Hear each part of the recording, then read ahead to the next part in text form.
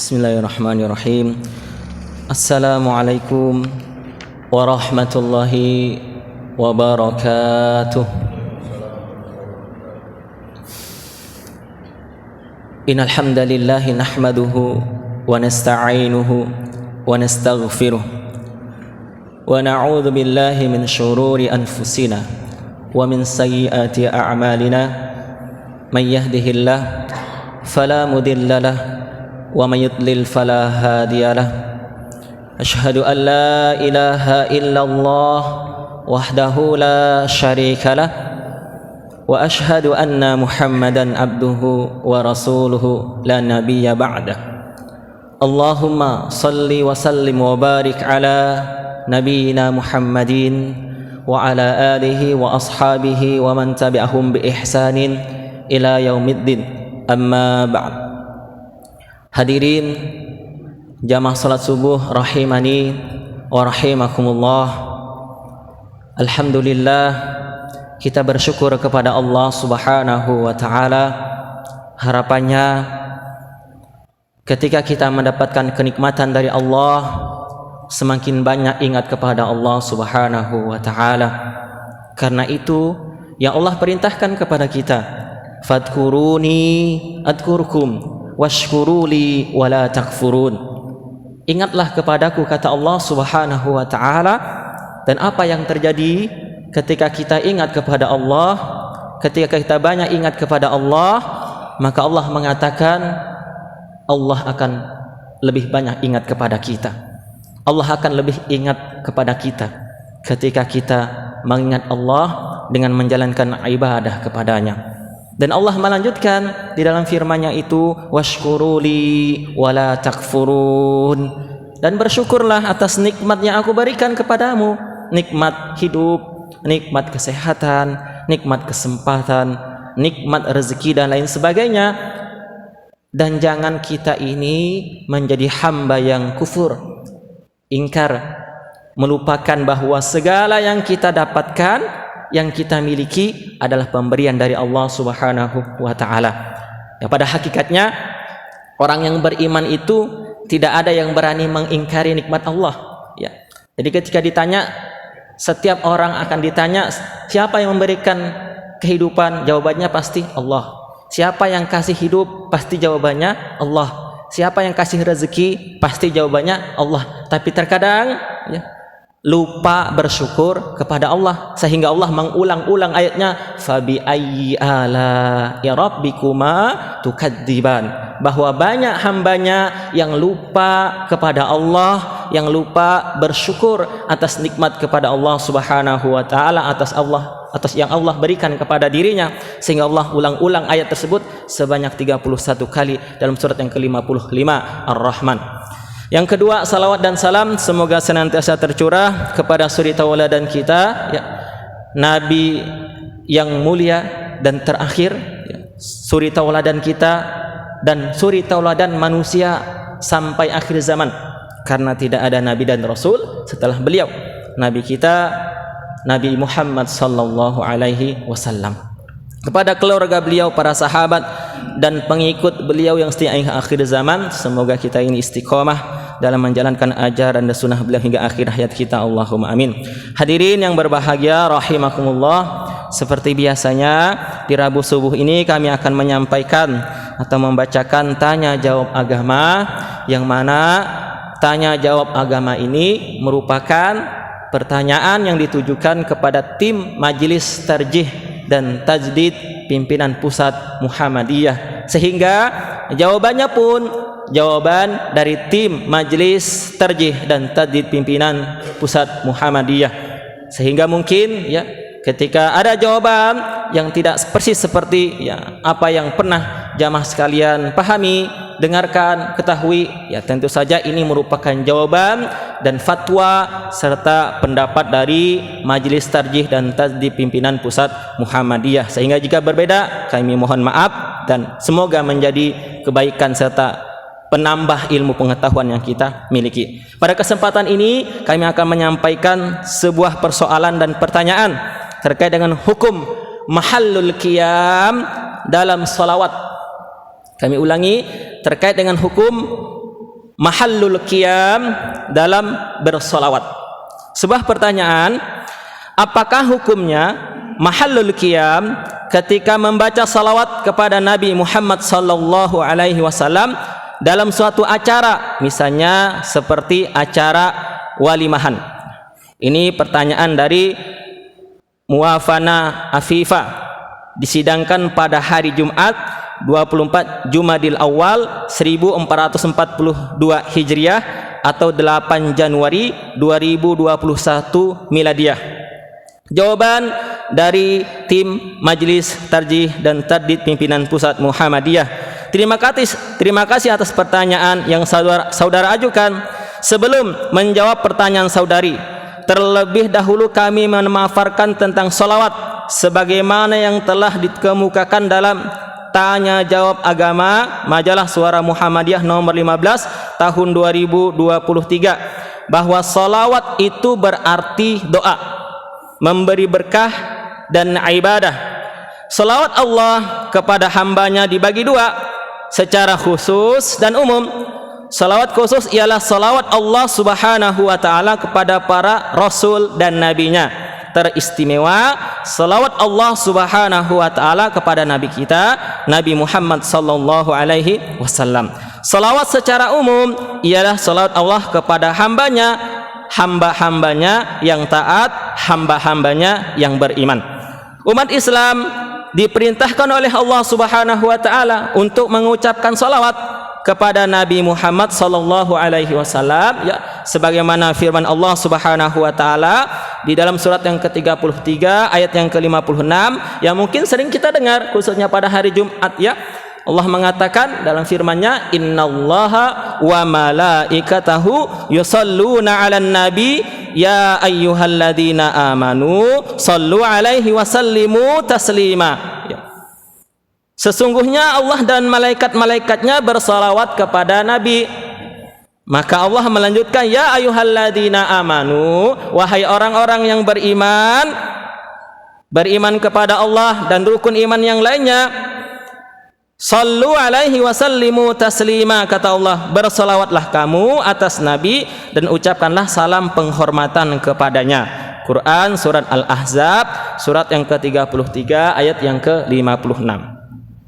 Pada rubrik Tanya Jawab Agama Majalah Suara Muhammadiyah nomor 15 tahun 2003 dijelaskan mengenai waktu-waktu dianjurkan oleh agama dan syariat Islam untuk bersolawat. Kapan saja? Di antaranya kita dianjurkan untuk bersolawat itu ketika setelah azan, ya. Makanya salah satu dianjurkan ketika kita sebelum berdoa Allahumma hadhihi da'wati tammah itu bersalawat kepada Nabi, ya. Dianjurkan kita membaca salawat setelah hajat. Kemudian ketika kita masuk masjid sebelum doa Allahumma tafli abwaaba rahmatik, kita boleh atau dianjurkan untuk membaca salawat Allahumma sholli ala Muhammad wa ala ali Muhammad, kemudian membaca doa atau ya setelahnya pun ya diperbolehkan ataupun tidak masalah.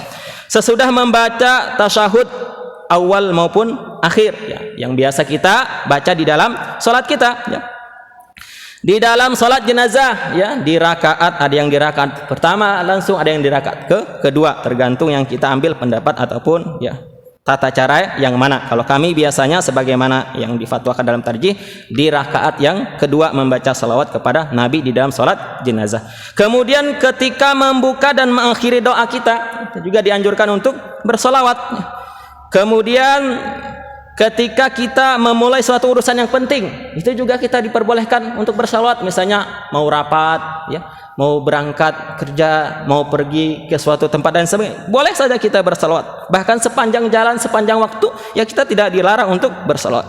Kemudian ketika di akhir kunut, ya, kunut nazilah khususnya, ya. Kemudian pada malam Jumat, di dalam khutbah Jumat, sesudah bertalbiyah, ketika ziarah, ya, ke makam Nabi, ya, ketika telinga mendenging misalnya, ya, ketika mengadakan majlis pada saat kita sedang susah atau gundah gulana, ya, tiap-tiap pagi dan petang, ya, ataupun ya ketika kita menyebut nama atau mendengarkan disebutnya nama Nabi kita Nabi Muhammad sallallahu alaihi wasallam, kita pun dianjurkan untuk bersolawat kepada Nabi. Itulah di antara waktu dan tempat-tempat kita dianjurkan untuk bersolawat yang dianjurkan di dalam syariat Islam, serta banyak lagi ya di waktu-waktu yang lain. Karena salawat ini merupakan doa, boleh kita lakukan kapan saja dan di mana saja selama tempat dan waktunya itu ya sesuai dengan ketentuan syariat Islam. Kemudian adapun mahalul qiyam merupakan suatu ritual atau kegiatan membaca salawat kepada Nabi sallallahu alaihi wasallam dengan cara berdiri sebagai bukti menghormati kedatangan Rasulullah sallallahu alaihi wasallam pada kegiatan tersebut. Merasa kehadiran Rasulullah sallallahu alaihi wasallam pada saat itu merupakan puncak dari salawat, dan ungkapan atas kebahagiaan itu adalah berdiri sambil membaca salawat yang mengagung-agungkan Nabi Muhammad sallallahu alaihi wasallam. Tentang kegiatan seperti ini belum diketahui anjuran dan tuntunan dari dalil yang sahih maupun makbul dari Rasulullah sallallahu alaihi wasallam. Kami ulangi, tentang kegiatan seperti ini belum diketahui anjuran dan tuntunan dari dalil yang sahih lagi makbul dari Nabi sallallahu alaihi wasallam. Bahkan ketika Nabi masih hidup, kalau beliau hadir di suatu majlis, di suatu perkumpulan, beliau melarang para sahabat berdiri menghormatinya. Di zaman Nabi masih hidup, ketika berkumpul dengan para sahabat, beliau datang, beliau melarang para sahabat menyambut beliau dengan cara berdiri. Itu ketika Nabi masih hidup Beliau adalah Nabi, bukan raja yang harus dipuji berlebihan.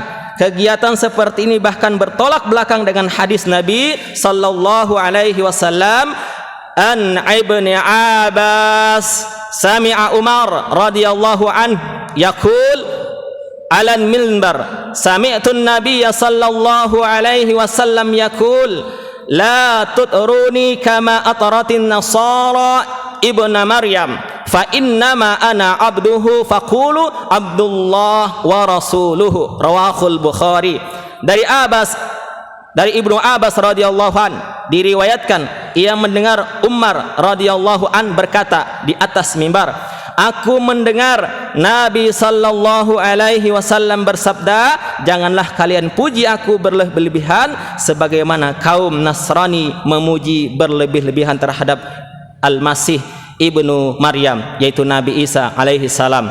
Tetapi katakanlah, aku Muhammad adalah hamba dan utusan Allah subhanahu wa ta'ala. Hadis riwayat Bukhari. Seperti yang dijelaskan di atas, bahwa salawat itu adalah doa, dan salawat merupakan bagian dari ibadah. Melaksanakan ibadah sudah seharusnya berdasarkan pada tuntunan yang ada, dan sementara ini belum ditemukan tuntunan ketika membaca salawat itu harus berdiri seperti yang dilakukan di dalam mahalul qiyam. Oleh sebab itu, menjelaskan kegiatan mahalul qiyam ketika membaca salawat bukanlah suatu anjuran agama dan tidak ada faedahnya berdasarkan ketentuan nas-nas yang ada. Sehingga dapat disimpulkan bahwa kegiatan ataupun perbuatan mahallul qiyam tidak perlu dilakukan karena tidak ada dasar tuntunannya. Perlu kami tambahkan kalau kita simpulkan dari penjelasan atau jawaban dari tim majelis tajih ini, pertama salawat itu merupakan doa, dan kita dalam berdoa ini kan boleh melakukannya kapan saja, saat berdiri, saat duduk, saat berjalan, saat berbaring. Tidak ada larangannya Tidak ada larangannya.